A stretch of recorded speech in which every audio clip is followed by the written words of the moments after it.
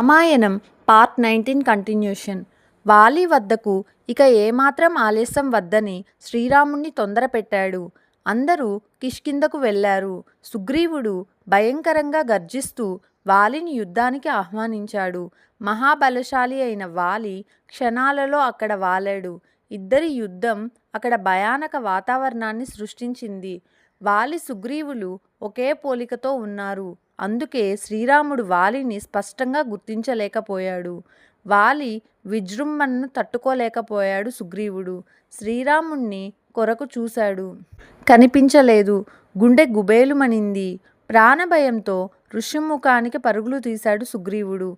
అక్కడకు వెళ్ళలేని వాలి సుగ్రీవునితో బతికావు పో అని మరలిపోయాడు. లక్ష్మణ హనుమనులతో కూడి శ్రీరాముడు సుగ్రీవుని దగ్గరకు వచ్చాడు. సుగ్రీవుడు సిగ్గుతో తలదించుకున్నాడు. నీ సూచన పాటించినందుకు ఫలమిదేనా అని ప్రశ్నించాడు. శ్రీరాముడు అసలు విషయం చెప్పాడు. సుగ్రీవుణ్ణి గుర్తించడానికి వీలుగా నాగకేసర పులతను మెడలో వేయమని లక్ష్మణునికి చెప్పాడు.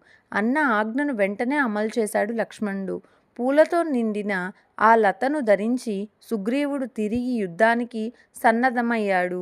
కిష్కింధకు ప్రయాణమయ్యారందరూ. సుగ్రీవుడు వాలిని మళ్ళీ యుద్ధానికి ఆహ్వానించాడు. వాలి అడుగు ముందుకు వేశాడు. కానీ అతని భార్య తార అడ్డుపడింది. ఒకసారి ఓడిపోయి దెబ్బలు తిన్న సుగ్రీవుడు మళ్ళీ ఆహ్వానించడం వెనక ఏదో అంతర్యం ఉందని అభిప్రాయపడింది. సుగ్రీవుడికి రాముడు అండగా ఉన్నాడన్న విషయం ప్రస్తావించింది. యుద్ధానికి వెళ్ళడం క్షేమం కాదని వారించింది. తార మాటలను పెడచెవి పెట్టాడు వాలి.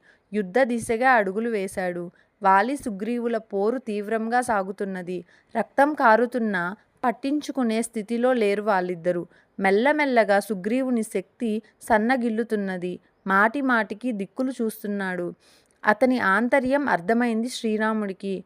విషసర్పంతో సమానమైన బాణాన్ని అతడు వాలి మీదకు వదిలాడు. అది క్షణాలలో వాలి వక్షస్థలంలో నాటుకుంది. వాలి నేల మీదకి వాలిపోయాడు. స్పృహ కోల్పోయాడు. రక్తపు మడుగులో పడి ఉన్న వాలి కొంతసేపటికి తేరుకున్నాడు.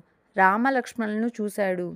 శ్రీరామునితో ఉత్తముడని పేరు పొందిన నీవు ఇంత అధర్మంగా ఎందుకు ప్రవర్తించావు? నీవు నీ దేశానికి నేనెన్నడూ అపకారం తలపెట్టలేదన్నాడు. అలాంటప్పుడు నన్నెందుకు చంపవలసి వచ్చింది? నిన్ను ఎదిరించి యుద్ధమే చేయలేదు.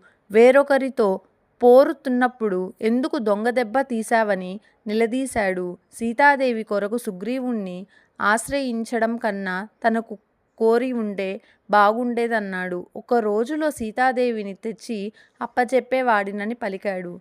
రావణుణ్ణి యుద్ధంతో బంధించి తెచ్చి నీ ముందుంచేవాడినని తెలిపాడు. To be continued in next part.